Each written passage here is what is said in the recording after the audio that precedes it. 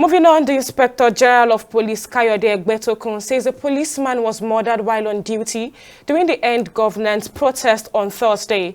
At a briefing in Abuja on Thursday, the police boss said some of his men were also injured by hoodlums who disguised as protesters. Egbetokun said some police stations in the country were razed by rampaging rioters. According to him, in light of the current situation, the Nigerian police force has placed all units on red alert and officers are fully mobilized and prepared to respond swiftly and decisively to public safety and order. Our men deployed nationwide went out with a clear brief to ensure that no one is unnecessarily harassed or intimidated. In places where there were court orders, we gave instructions for observance of same. Regrettably, events in some major cities today show that what was being instigated was mass uprising and looting, not protest. Those who were in the forefront of promoting the idea of the protest were not around to lead it. Hoodlums have been let loose on innocent Nigerians and their hard-earned businesses and property looted and destroyed. The motive of the rioters was basically two: loot and destroy both private and government property.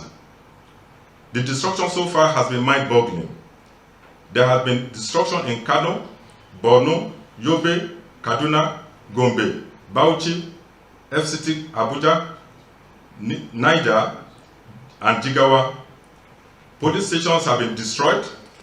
There have been attempts to take over government houses, looting of government infrastructures.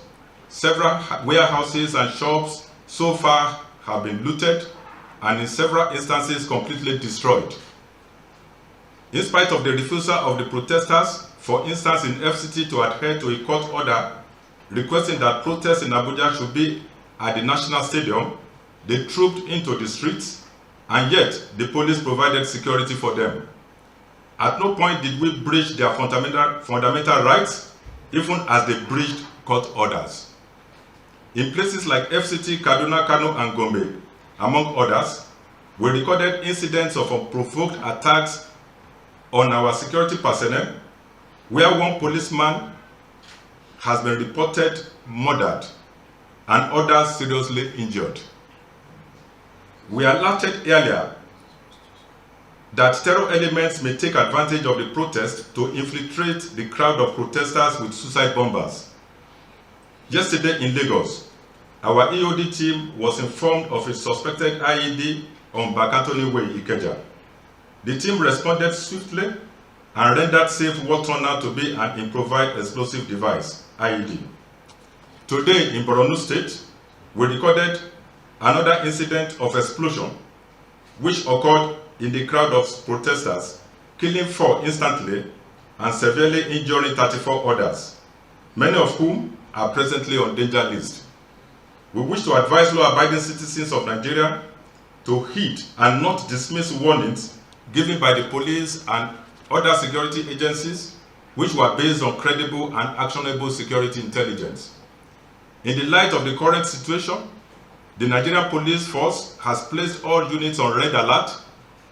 Our officers are fully mobilized and prepared to respond swiftly and decisively to any further threats to public safety and order. We remain committed and resolute to protecting lives and property and ensuring that law and order are maintained across the nation.